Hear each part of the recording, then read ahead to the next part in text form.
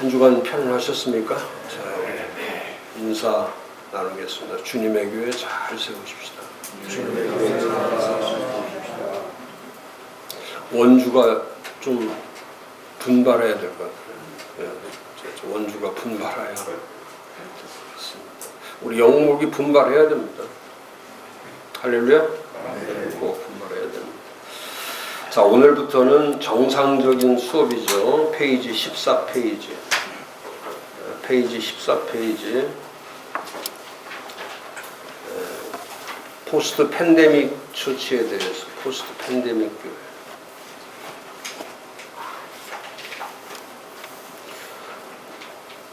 교회. 지금 세우는 교회를 포스트 팬데믹 교회라고 부르는 거죠. 포스트 팬데믹.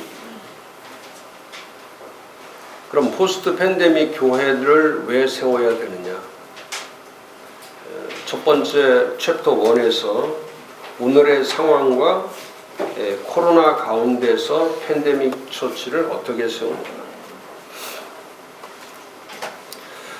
지금 교회의 상황은 가장 위기인데 그 위기 중의 위기는 14페이지 첫 번째 줄에 있는 교회의 정체성이 붕괴되는 거죠. 정체성. 교회의 정체성. 이 정체성이 붕괴됐다는 것은 이제 교회의 본질이 무너진 거죠.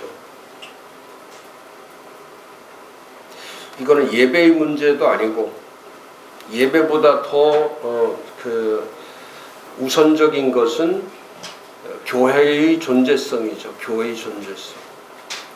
그래서 교회는 일이 중요하지 않아요. 절대적으로 일이 먼저가 아닙니다. 제가 이제 다른 말로 표현하면 자꾸 이렇게 사역을 하려고 하는데 그래서 마치 그리스도의 사역을 하려고 해요. 많은 분들이 사역 쪽에다가 이제 어떻게 사역을 해야 될까? 어떻게 자꾸 사역을 이게 하우를 찾는 거죠. 어떻게 사역하냐면 코로나 팬데믹 때는 또 코로나 시기에는 어떻게 사역할 거냐. 근데 사역이 먼저 중요한 게 아니라 인격이 먼저 중요해요. 그리스도의 인격.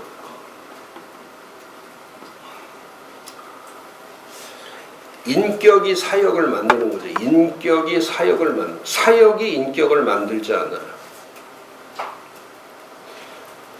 근데 인격이 잘못되어 있으면 다시 말하면 천사의 사역을 해도 악마 같은 인격을 가지고 있을 수 있어요. 천사 같은 사역을 해요. 눈에 보일 때는 천사처럼 일하죠. 근데 그 사람의 이 내적인 모습을 보면은 그건 악마와 같은 거죠. 밖으로 드러날 때는 엄청 한국교회가 밖으로 그동안 드러날 때는 외형적으로는 이 사역에 초점을 두었기 때문에 사역이라는 게 뭡니까? 이건 전부 다 이제 행위 중심이에요. 행위 중심. 그러니까 행위 중심으로 가니까 이제 사역만 잘하면 되는 거예요. 이제 행위, 이제 일을 잘하면 되는 거예요. 일을 교회 나오면 일만 잘하면 되고 그 다음에 삶은 어떻게 살든 상관이 없는 거예요. 교회만 크면 되는 거고. 그냥 돈만 벌면 되는 거고 부자만 되면 되는 거고 그 나머지는 아무 의미가 없죠. 그래서 이 한국 교회는 이 의인을 만드는데 이 행위 의인을 만드는 행위로 의인이 되는 거예요. 행위적 전부 다 눈에 보이는 행위적 의인을 만들기 때문에 이게 안 되는 거죠. 근데 이쪽은 달라요. 인격은 이거는 하나님의 전적인 은혜로 되는 거예요. 이건 행위로 되는 게 아니에요. 하나님의 전적 은혜로 되는 거예요. 그러니까 그리스도의 인격을 담는다는 것은 행위로 가는 게 아니라 이건 전적 하나님의 은혜로 매달리는 거죠. 그리고 이쪽은 여기는 일을 하는 것이 아니라 여기 그리스도의 인격이라고 하는 것은 뭐냐면 이건 일이 아니고 이건 존재를 얘기하는 거예요. 존재성을 말하는 거예요. 그러니까 우리는 행위로는 하나님 앞에 가서 뭐를 할 게 하나도 없죠. 우리는 행위 의인이 아니라 은혜로 인한 의인이죠. 은혜 의인이란 말이에요. 은혜로 만들어진 의인이란 말이에요. 은혜 의인. 근데 지금 목사님들은 자꾸 교인들을 무엇을 했는지를 묻는 것이 아니라 이 일을 행하신 분이 누구냐를 물어야 돼요. 이 일을 행하시는, 지금 한국교회에 행하시는 그분이 누구냐, 어떻게 일해, 하우를 찾는 게 아니라 이쪽은 자꾸 이제 하우를 찾아가는 거고, 이쪽은 그분이 누구냐, 그분이 절대 누구냐. 그러니까 인격이 사역을 만드는 거예요. 인격이 그리스도를 닮은 인격이 있을 때 은혜의 인격을 가지고 있을 때 은혜의 사역을 하는 거죠. 지금 교회라고 하는 이 그리스도의 하나님의 인격, 하나님의 품성, 하나님의 속성을 가지고 있을 때 교회가 하나님의 사역을 할 줄 있고 그리스도의 사역을 하는 거예요. 그동안 한국교회는 많은 행위와 많은 일을 통해서 하나님 앞에 나아가는 행위 의인을 만드는 것에 이게 그 외형적인 모습을 가지고 만들어 왔던 거죠.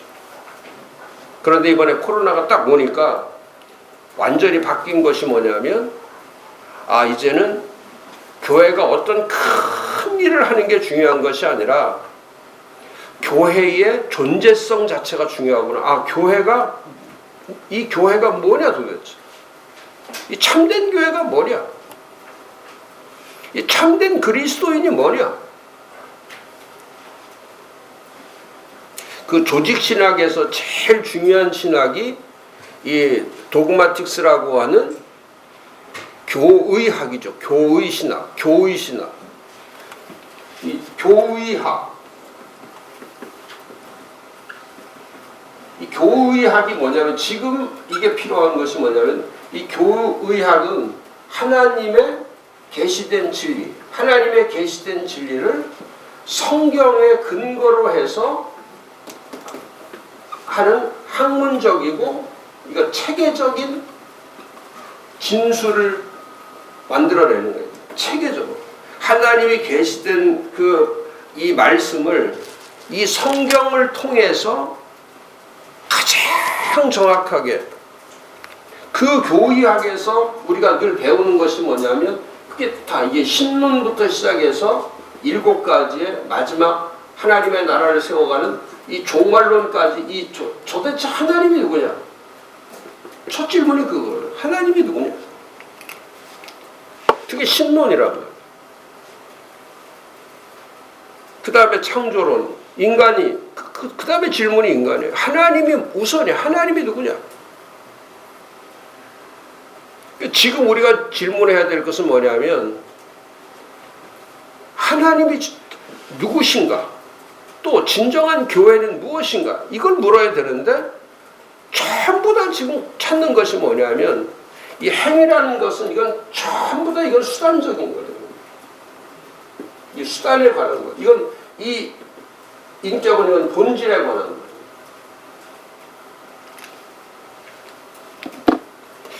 그래서 목사님도 마찬가지, 저도 포함해서 인격이 갖추어져 있지, 캐릭터가 만들어져 있지 않으면 교회를 세울 수가 없어요. 이게 뭐 1년, 10년, 20년 이렇게 잘해서 되는 게 아니고, 이 평생 그 길을 간다는 거는 그게 존재론이구나. 존재론적 하나님, 존재성의 하나님, 스스로 존재하신 하나님. 그러니까 일하시는 것보다 그분의 존재 가치가 그게 위대한 거예요. 근데 지금 한국 교회는 존재성이 무너져 버려요. 이게 진정한 교회인가? 어제도 제가 크리스천 투데이 그 사장이 와서 여기 어제 몇 시간 이렇게 저하고 그 인터뷰를 했는데, 크리스찬 투데이 사장이 그런 말을 하더라고요. 참 목사님, 어디 가서 인터뷰를 해야 되는데 어디 가서 한국교회가 뭔지에 대해서 물어봐야 되고 한국교회가 어떻게 가야 될지를 물어봐야 되는데 물을 리더가 없다는 겁니다. 그분한테 가서 한국교회의 방향을 물어봐야 되는데 물어볼 리더가 없다는 거예요. 리더. 그리고 만약에 그런 분의 인터뷰를 기사로 낼 수가 없다는 거예요. 그런 리더가 없다는 거예요. 지금 이 코로나 시대에 그런 한국교회에 그런 리더, 존경하는 그런 리더가 없다는 거예요. 이게 얼마나 큰 비극입니까? 그러니까 한국교회는 이 존재성에서 지금 완전히 초토화되는 거예요. 교회의 존재성이 지금 예전에 우리가 말했던 그 교회들을 지금 우리가 말할 수 없는 이유가 그거라고.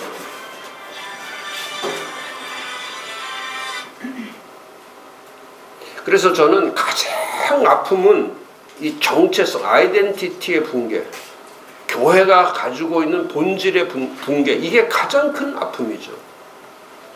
지금은 계속 물어야 돼요. 하나님은 누구시고 교회는 무엇이고 목사는 누구이고 진정한 그리스도인은 누구인가? 이거를 묻지 않으면은 돌이킬 수가 없는 거죠.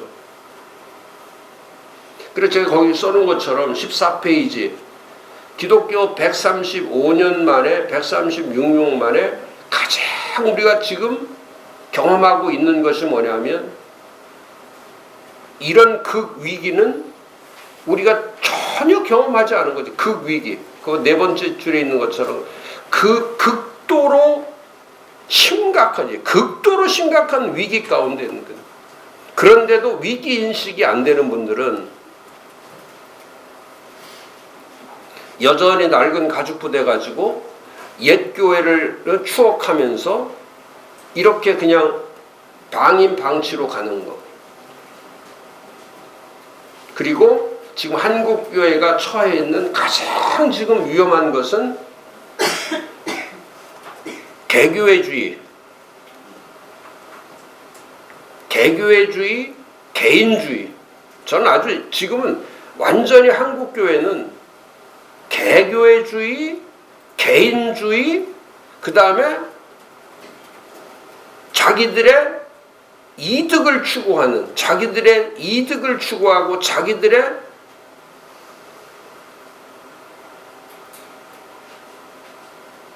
폐쇄주의적 사고를 가지고 있는 거. 그래서 한국교회는 둘로 딱 갈라진, 이 세상이, 이 사회가 둘로 갈라진 것처럼 한국교회도 이미 세상물들이 다 들어와서 둘로 갈라져 버립니다.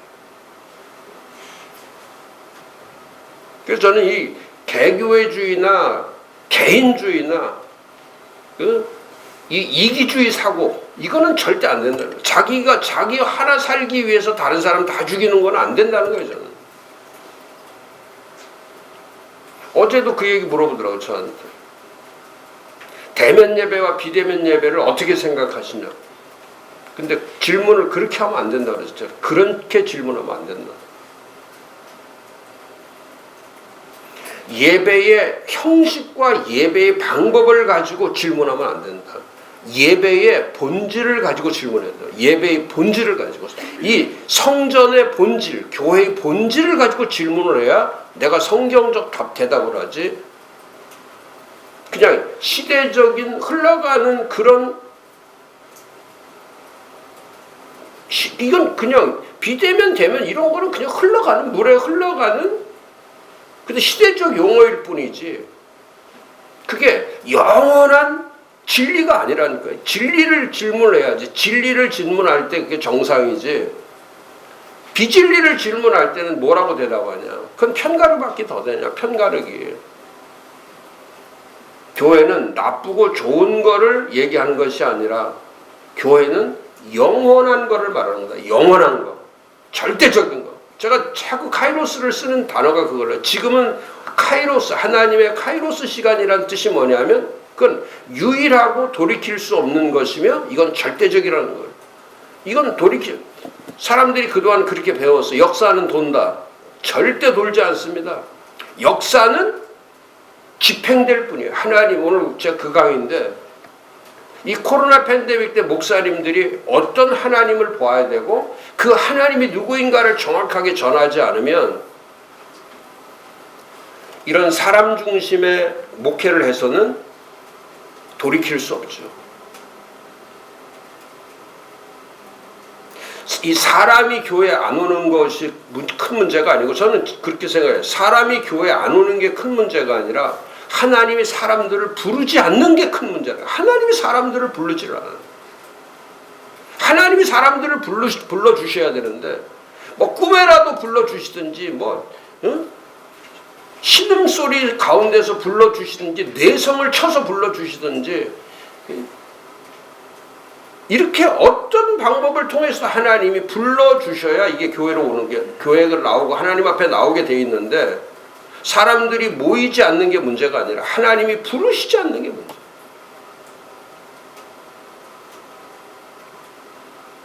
우리 모습하고 똑같은 거죠. 이럴 때 정말 목회 준비해야 되고, 지금 얼마나 좋을 때입니까? 지금 모여서 어디 다니지 못하는 이럴 때 아니에요. 모여 어디 가서 뭐 하지 못할 때, 이럴 때 뭐 합니까? 차근차근 준비해 나가는 거죠. 그렇게 할 때 그 노아의 방주가 만들어지는 거예요. 그렇게 할 때 그런 과정이 있을 때 그런 방주 하나가 만들어지는 거지, 그냥 하루아침에 뚝딱 어떻게 됩니까? 교회를 만들려면 그 노아 같은 정신을 가져야 되거든요. 그 하나님과 처절한, 그 하나님만 바라보고 가는 그 처절한 심정, 이런 노아와 같은 정신이 있을 때에, 그 세상이 침몰해 갈 때에 그 구조선 하나가 만들어지는 거예요. 그게 교회 아닙니까? 세상이 침몰할 때 같이 침몰하는 게 아니라, 세상이 침몰할 때 그 사람들을 몇 명이라도 그 구조선에 태워서 갈 수 있는 거, 이게 교회란 말이죠.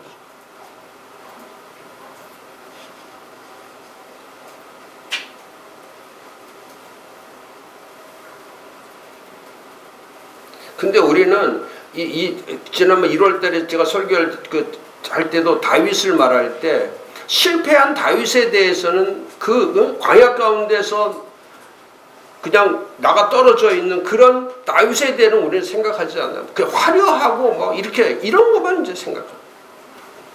그게 안타까운 거예요.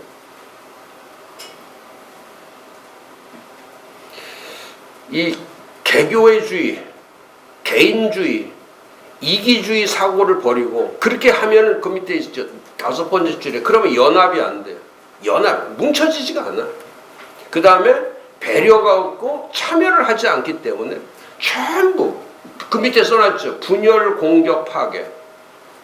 자꾸 분열시키고, 지금 교회 안에 침투해 있는 제일 나쁜 영이, 저는 이 분열의 영,